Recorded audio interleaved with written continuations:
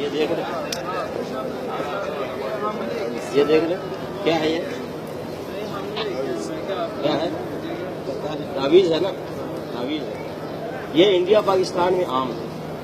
اس کو لوگ کیا کہتے ہیں کہ اس میں قرآن مجید ہے، حالانکہ قرآن مجید کی آیت اس میں نہیں ہوتی عام طور سے، ہم نے کھول کے دیکھا ہے قرآن کی آیت نہیں نکلی، پہلی بات۔ دوسری بات، اگر قرآن کی بھی آیت ہے تو کیا قرآن کی آیت لٹکانے سے فائدہ ہے یا قرآن کی آیت پڑھنے سے فائدہ ہے؟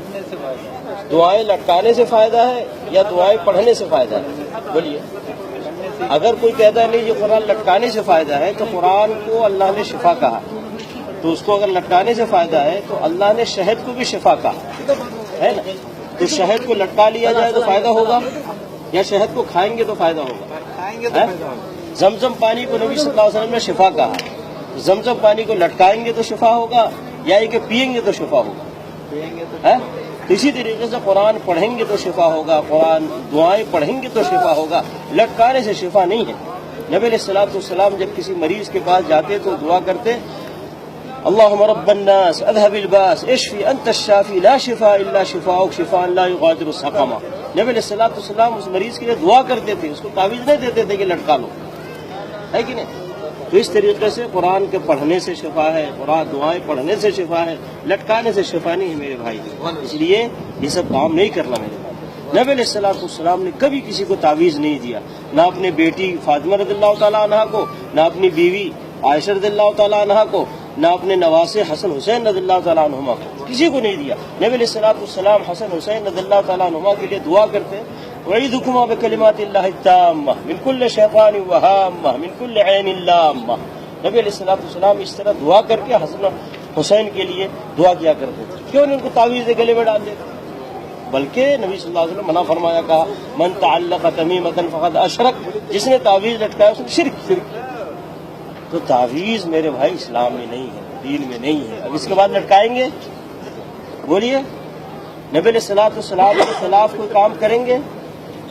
نہیں کریں گے نا، نہیں کریں گے نا، کیوں نہیں بول رہے؟ یعنی نبی صلی اللہ علیہ وسلم مخالفت کریں گے، نہیں کریں گے نا، تو اس میں تعویذ بھی پہننا نبی صلی اللہ علیہ وسلم کی مخالفت ہے، کریں گے یہ مخالفت؟ نہیں کریں گے، سیدھی سی بات ہے، جو نبی صلی اللہ علیہ وسلم سے ثابت ہے وہ کریں گے، جو ثابت نہیں ہے وہ نہیں کریں گے، سیدھی سی بات۔ نبی علیہ الصلوۃ والسلام کی مخالفت کرنا کوئی اجر ہے، ثواب ہے؟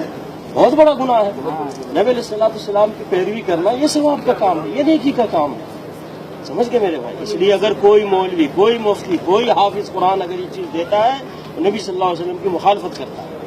ہم نبی صلی اللہ علیہ وسلم کی مخالفت نہیں کریں گے، حافظ صاحب کی، مولانا صاحب کی، قاری صاحب کی، مفتی صاحب کی مخالفت کریں گے، کیونکہ ہم کو اللہ نے اپنے ساتھ اپنے نبی کی پیروی کا حکم دیا، یا ایھا الذین آمنوا اطیعوا اللہ واطیعوا الرسول، اے ایمان والو اللہ کی اطاعت کرو، اللہ کے رسول کی اطاعت کرو۔ کسی مولانا صاحب، مفتی صاحب، حافظ صاحب، قاری صاحب کی اطاعت کا حکم نہیں دیا گیا ہم کو۔ اس لیے میرے بھائی خیال کریں، نہ یہ آپ لیں کسی سے، نہ دے کسی کو، بلکہ اگر آپ نے اس کو نکالا کسی کے گلے سے تو آپ کے لیے بڑا ثواب اور اجر۔ اور قرآن پڑھیں، قرآن پڑھیں، قرآن پڑھیں، قرآن پڑھنے میں شفا ہے، قرآن سمجھ کر اس پر عمل کرنے میں ہدایت ہے، اور دنیا میں عزت ہے اور آخرت میں نجات ہے، سمجھ گئے نا میرے بھائی؟ اس لیے خیال کریں، آج محمد صلی اللہ علیہ وسلم کی مسجد میں ہے اس وقت، آپ اسی جگہ سے نبی صلی اللہ علیہ وسلم دین سکھاتے تھے، سمجھاتے تھے صحابہ کرام کو، اور اس پہ وہ عمل کرتے تھے۔ نبی صلی اللہ علیہ وسلم فرمایا، علیکم بسنتی و سنت الخلفاء الراشدین المہدیین، لازم پکڑو میرے طریقے کو اور میرے خلفاء راشدین کے طریقے کو جو ہدایت یافتہ ہے، سمجھ گئے میرے بھائی؟ خیال کریں، ہم یہ پیغام دے رہے ہیں، یہ نہیں کہ ہماری بات مانو، اللہ اور اللہ کے نبی صلی اللہ علیہ وسلم کی بات مانو۔